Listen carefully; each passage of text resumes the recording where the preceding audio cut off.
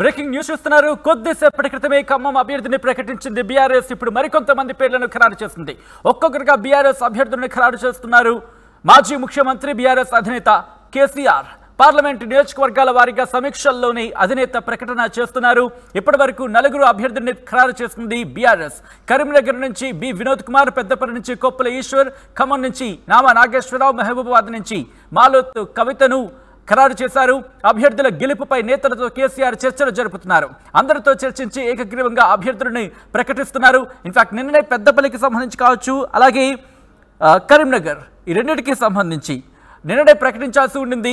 కానీ అష్టమికి సంబంధించి ఉండడంతో రేపు ప్రకటిస్తారంటూ నిన్ననే మనకు సమాచారం ఉంది. ఈ నేపథ్యంలోనే ఈరోజు వాటికి సంబంధించి అఫీషియల్ కన్ఫర్మేషన్ వచ్చింది. విజువల్స్ మీరు చూస్తున్నారు. కరీంనగర్కి సంబంధించి బి వినోద్ కుమార్ని, అలాగే పెద్దపల్లి నుంచి కొప్పుల ఈశ్వరిని, ఖమ్మం నుంచి నామా నాగేశ్వరరావుని, మహబూబాబాద్ నుంచి మాలత్ కవితను రంగంలోకి దించుతోంది బీఆర్ఎస్. ఇక ఫస్ట్ లిస్ట్ కింద చెప్పుకోవచ్చు. రేపు ఎల్లుండిలోగా మిగిలిన పేర్లు కూడా ఖరారయ్యే అవకాశం కనిపిస్తుంది. ఎందుకంటే ఇప్పటికే కొంతమంది నేతలు బీఆర్ఎస్ సిట్టింగ్ ఎంపీలు బీఆర్ఎస్ని వీడి వివిధ పార్టీలోకి వెళుతున్న పరిస్థితి. వెంకటేష్ నేత కావచ్చు, అలాగే పోతుగంటి రాములు, అలాగే బీబీ పాటిల్. ఇన్ఫాక్ట్ బీబీ పాటిల్కి బీజేపీ టికెట్ కూడా ఇచ్చిన పరిస్థితి. ఈ నేపథ్యంలోనే కసరత్తును ముమ్మరం చేసింది. అభ్యర్థిని త్వరగా ఖరారు చేసి కరీంనగర్లో జరగబోయే బహిరంగ సభకు సిద్ధం కావాలని చెప్పి బీఆర్ఎస్ అధిష్టానం సిద్ధమవుతోంది. అభ్యర్థిని వడివడిగా ఖరారు చేస్తున్న పరిస్థితి. సమీక్షా సమావేశాల్లోనే ఒకరితో ఒకరితో మాట్లాడి అక్కడి నుంచి కీలక ప్రకటన చేస్తున్న పరిస్థితి. అప్డేట్స్ చేసుకునే ప్రయత్నం చేద్దాం. మా ప్రతినిధి మధు అప్డేట్స్ అందించేందుకు లైవ్లో జాయిన్ అవుతున్నారు. మధు, కొద్దిసేపటి క్రితమే ఖమ్మానికి సంబంధించి నామా నాగేశ్వరరావు పేరుని ఖరారు చేస్తుంది. నిన్న కూడా అనుకున్నాం పెద్దపల్లి అలాగే కరీంనగర్కి సంబంధించి ఈరోజు అఫీషియల్గా అనౌన్స్మెంట్ వస్తుందని చెప్పి. ఇంట్రెస్టింగ్గా మహబూబాబాద్కి సంబంధించి కూడా మాలత్ కవిత పేరును ఖరారు చేసింది. ఎటువంటి ఈక్వేషన్స్ ని ఫాలో అవుతోంది ఇక్కడ బీఆర్ఎస్? ఎగ్జాక్ట్లీ, ఎందుకంటే నిన్న అనౌన్స్మెంట్ చేయాల్సినటువంటి సందర్భంలో ఈ రోజు కూడా మరొక 2 పార్లమెంట్ నియోజకవర్గాల సమీక్షా సమావేశం నిర్వహించారు. ఏకాభిప్రాయం తీసుకున్నారు. అంటే ఎవరిని పార్లమెంట్ అభ్యర్థిగా ప్రకటిస్తే బాగుంటుంది అనేటువంటిది నేతల నుంచి వచ్చినటువంటి అభిప్రాయం తీసుకున్నారు. ఏకాభిప్రాయం తర్వాత పేర్ల ప్రకటన చేశారు. సో అందరూ అనుకున్నట్టుగానే కరీంనగర్ నుంచి వినోద్ రావు, అలాగే పెద్దపల్లి నుంచి కొప్పుల ఈశ్వర్, నామా నాగేశ్వరరావు ఖమ్మం నుంచి, మహబూబాబాద్ నుంచి మాలోతు కవిత ఆల్రెడీ సిట్టింగ్ ఎంపీగా ఉన్నారు.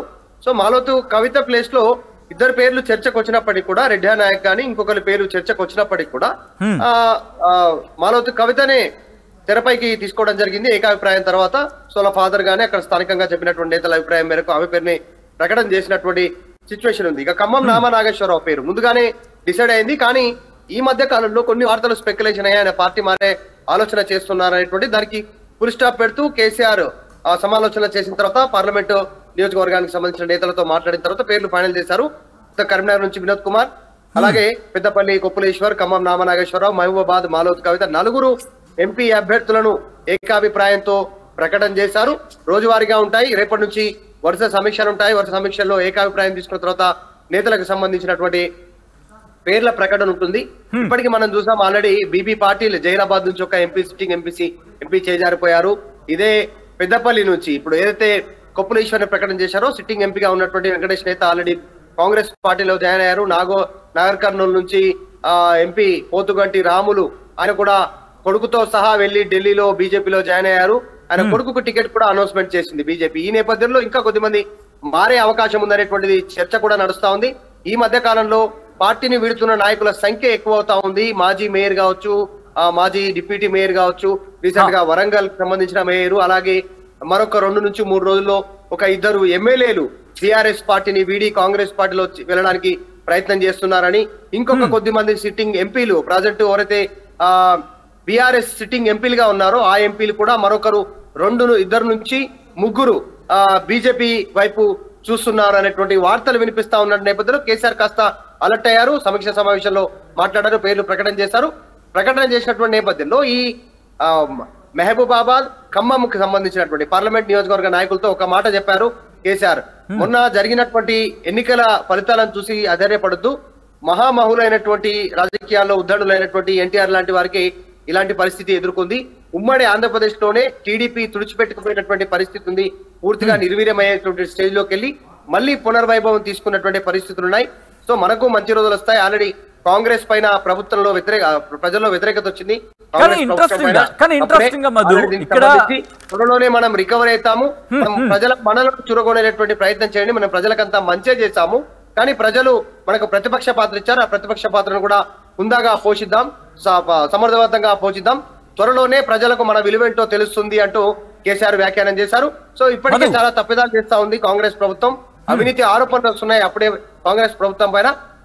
త్వరలోనే మళ్ళీ మనం రీగైన్ అయ్యే పరిస్థితి ఉంటుంది. సో పార్లమెంట్ కి సంబంధించినటువంటి అభ్యర్థుల విషయంలో పార్టీ విడుతున్నటువంటి కొంతమంది నాయకుల విషయం గురించి పెద్దగా చర్చలోకి వెళ్ళకండి, పెద్దగా నైరాశ్యంలోకి వెళ్ళొద్దు. చాలా మంది నాయకులు పోటీలో ఉండడానికి సిద్ధంగా ఉన్నారు. త్వరలోనే పార్టీ పుంజుకుంటుంది అనేటువంటిది కేసీఆర్ మాట్లాడారు ఈ 4 అభ్యర్థుల పేర్ల ప్రకటన సందర్భంగా.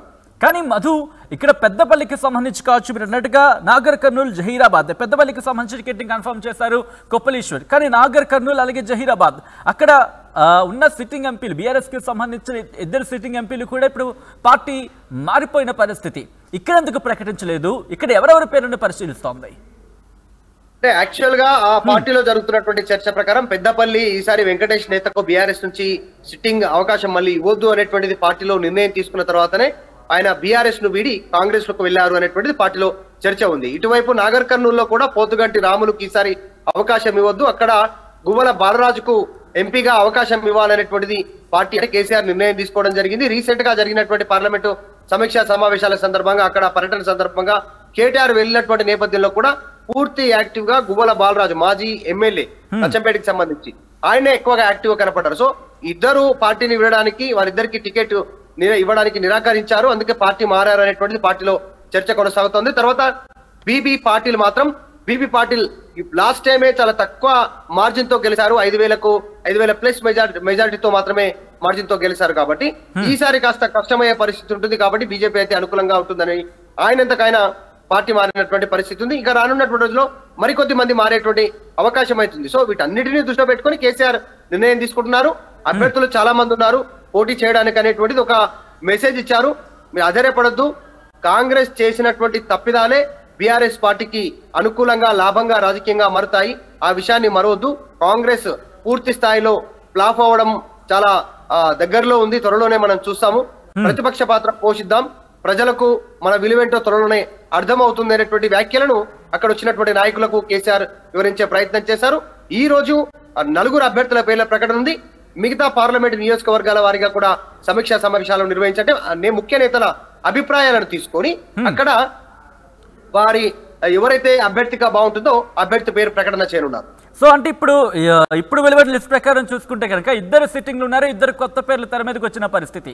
అంటే ఒక 50% కొత్త పేర్లను తెర మీదకు తీసుకొచ్చే యోచనలో ఇటు బీఆర్ఎస్ ఉందనుకోవచ్చా?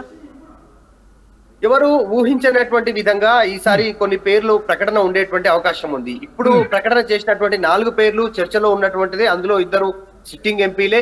కానీ వినోద్ కుమార్ ఆయన పేరు ఉంటుందనేటువంటి చర్చ జరిగింది. కొప్పులేశ్వర్ పేరు కూడా చర్చలో ఉంటుందనేటువంటి ఆయన పేరు కూడా ఉంటుందనే చర్చలు జరిగింది. కానీ ఇక ముందు ప్రకటన చేయబోయేటువంటి పేర్లు మాత్రం అనూహ్యంగా కొన్ని పేర్లు తెరపైకి వచ్చే అవకాశం ఉంది. ఎక్కువగా యువత పైన ఎక్కువగా దృష్టి పెట్టే అవకాశం ఉంది. అంటే పార్టీ ఈసారి యువకులకు టికెట్లు ఇవ్వాలి, పార్లమెంటు నియోజకవర్గాల వారిగా కొత్త వారికి టికెట్లు ఇవ్వాలి, ఉత్సాహంగా ఉన్నటువంటి వారికి టికెట్ ఇవ్వాలనేటువంటి నిర్ణయం తీసుకుంటున్నట్టుగా తెలుస్తోంది. పార్టీలో చర్చ జరుగుతా ఉంది. ఈ 4 సీట్లకు సంబంధించినటువంటి విషయంలో ఇక్కడ పెద్దపల్లి కీలకంగా భావిస్తా ఉన్నారు కేసీఆర్. అక్కడ వివేక్ కొడుకు పోటీ చేసేటువంటి అవకాశం ఉంటుంది. కాబట్టి పోటీగా సీనియర్ నాయకుడు సౌమ్యుడిగా ఉండాలనేటువంటిది కొప్పులేశ్వర్ పేరు తీసుకున్నారు. కానీ కరీంనగర్ లో వినోద్ కుమార్ పేరు దాదాపు ఫైనల్ ఉంది, ఆయనే ఉన్నారు. అక్కడ బండి సంజయ్ పోటీ చేస్తా ఉన్నారు. ఇద్దరు పోటీ అక్కడ బీఆర్ఎస్ వర్సెస్ బీజేపీ ఉండే అవకాశం ఉంది కరీంనగర్ లో. ప్రస్తుతానికి 17కి 4 మాత్రమే ఎంపీగా ఉన్నారు. 17కి 4 మాత్రమే ప్రకటించిన పరిస్థితి సిట్టింగ్ ఉన్నారు. కాబట్టి అక్కడ లీడర్లు ఇచ్చినటువంటి అభిప్రాయం ప్రకారం వాళ్ళ పేర్లు ప్రకటించారు. కానీ మరి 17కి 4 మాత్రమే ప్రకటించిన పరిస్థితి. నెక్స్ట్ లిస్ట్ ఎప్పటికల్లా ఉండే అవకాశం ఉంది? ఎంతమందిని ప్రకటించవచ్చు? పూర్తి స్థాయిలో ఎప్పుడు లిస్ట్ రావచ్చు? పూర్తి లిస్ట్ ఎప్పటికల్లా ప్రిపేర్ కావచ్చు? ఎగ్జాక్ట్లీ మిగతా పార్లమెంట్ నియోజకవర్గాల్లో కాస్త పోటీ ఉంది. ఇప్పుడు ఎగ్జాంపుల్ వరంగల్ తీసుకున్నా, భువనగిరి తీసుకున్నా, నల్గొండ తీసుకున్నా, తర్వాత మహబూబ్ నగర్ తీసుకున్నా కూడా, తర్వాత ఉమ్మడి మెదక్ సంబంధించినటువంటిది మల్కాజిగిరి, తర్వాత ఇలా సికింద్రాబాద్ పోటీ ఎక్కువగా ఉంది. ఇద్దరేసి ముగ్గురేసి నాయకులు పోటీ పడతా ఉన్నటువంటి పరిస్థితి ఉంది ఆయా నియోజకవర్గాల్లో. కొన్ని నియోజకవర్గాల్లో మాత్రం అభ్యర్థిని వెతుక్కోవాల్సిన పరిస్థితులు కూడా ఉన్నాయి. ఇప్పుడు ఎగ్జాంపుల్ జహీరాబాద్ లో సిట్టింగ్ ఎంపీ ఆయన పార్టీని వీడి బీజేపీలో జాయిన్ అయ్యి అక్కడ టికెట్ అనౌన్స్మెంట్ కూడా జరిగింది కాబట్టి అక్కడ బీఆర్ఎస్ అభ్యర్థిని వెతుక్కోవాల్సిన పరిస్థితి ఉంది. కానీ మహబూబ్ నగర్ లో అలా లేదు. తర్వాత ఇప్పుడు నాగర్ కర్నూలు కూడా అభ్యర్థి ఆల్రెడీ సిద్ధంగానే ఉన్నారు బీఆర్ఎస్ పార్టీకి. అక్కడ గువ్వల బాలరాజు మహబూబ్ నగర్ లో పోటీ పడతా ఉన్నారు. సికింద్రాబాద్ లో ఇద్దరేసి నేతలు పోటీ పడతా ఉన్నారు. భువనగిరిలో కూడా చాలా పోటీ ఉంది. నల్గొండ పార్లమెంట్ నియోజకవర్గంలో కూడా చాలా పోటీ ఉంది. సో ఇలా ఆల్రెడీ ఆదిలాబాద్ జిల్లాకు సంబంధించినటువంటి విషయంలో అక్కడ అభ్యర్థి పేరు ఖరారైంది. దాదాపు అనౌన్స్మెంట్ చేయడమే మిగిలి ఉన్నటువంటి పరిస్థితి. నిజామాబాదు, మెదక్, జహీరాబాదు ఇట్లాంటి ప్లేస్లలో మాత్రం కొంచెం ఆచితూచి నిర్ణయం తీసుకునేటువంటి అవకాశం అయితే కనిపిస్తా ఉంది.